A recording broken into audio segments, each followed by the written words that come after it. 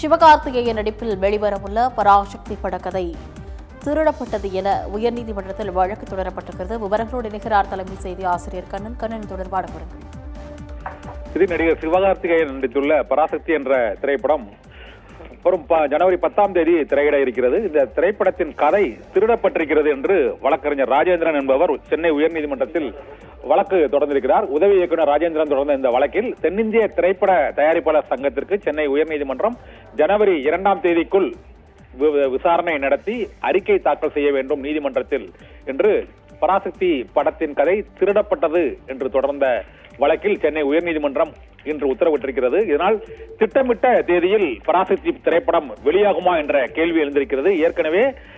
ஏற்கனவே இந்த பராசக்தி திரைப்படம் 1950-60களில் நடைபெற்ற இந்திய எதிர்ப்பு போராட்டத்தை மையமாக வைத்து தயாரிக்கப்பட்டிருப்பதாக கூறப்பட்டுள்ள நிலையில் அரசியல் ரீதியாக சர்ச்சையை ஏற்படுத்தியுள்ள பராசக்தி திரைப்படம் திட்டமிட்ட தேதியில் வெளியாவதற்கு பல்வேறு சிக்கல்கள் அரசியல் ரீதியாக ஏற்பட்டிருக்கின்றன என்றும் கூறப்படுகிறது.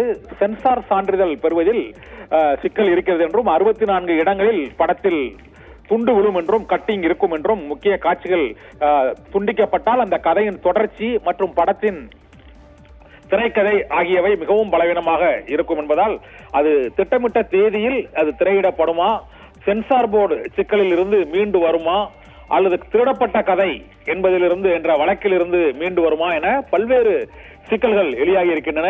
இதோடு நடிகர் விஜயின் தாவேக தலைவர் நடிகர் விஜயின் ஜனநாயகன் திரைப்படம் அதற்கு முன்னதாக 9ஆம் தேதி வெளியாகிறது.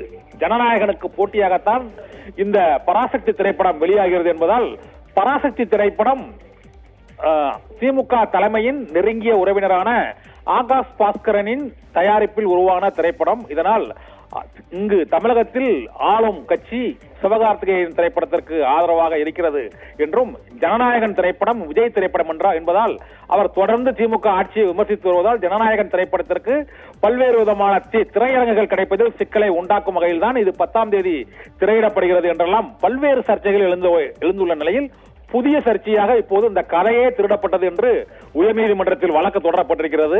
இதனால் பராசக்தி திரைப்படத்துக்கு எதிராக அரசியல் ரீதியாக பல்வேறு தடைகள் வருவதற்கான வாய்ப்புகள் இருக்கிறது என எதிர்பார்க்கப்படுகிறது. அதே போல அரசியல் ரீதியான தடைகள் விஜய் நடிக்கும் திரைப்படத்திற்கும் வரக்கூடும் என்ற சர்ச்சைகள் தொடர்ந்து பேசப்பட்டு வருகின்றன.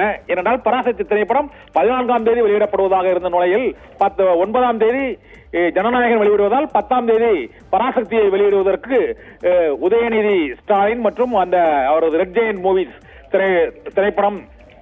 திரைப்பட தயாரிப்பு நிறுவனத்தின் உரிமையாளர்கள் ஜனநாயகனுக்கு போட்டியாக பராசக்தியை களமிறக்கலாம் என்று திட்டமிட்டிருப்பதாகவும் பேசப்படுகிறது. அது உறுதிப்படுத்தப்பட்ட தகவல் இல்லை. இருந்த போதிலும் அந்த திரைப்படத்தின் தயாரிப்பாளர்கள் மற்றும் நடிகர் விஜயின் ஜனநாயகன் ஆகியவை வெளியிடும் தேதி அடுத்தடுத்து இருப்பதால் இது 2 நடிகர்களின் போட்டி திரைப்படமாக இருப்பதை காட்டிலும் அரசியல் ரீதியாகவும் இருதரப்பிற்கும் போட்டி ஏற்பட்டிருக்கிறது என்ற பேச்சு திரைப்பட ரசிகர்கள் வட்டாரத்தில் பேசப்படுகிறது.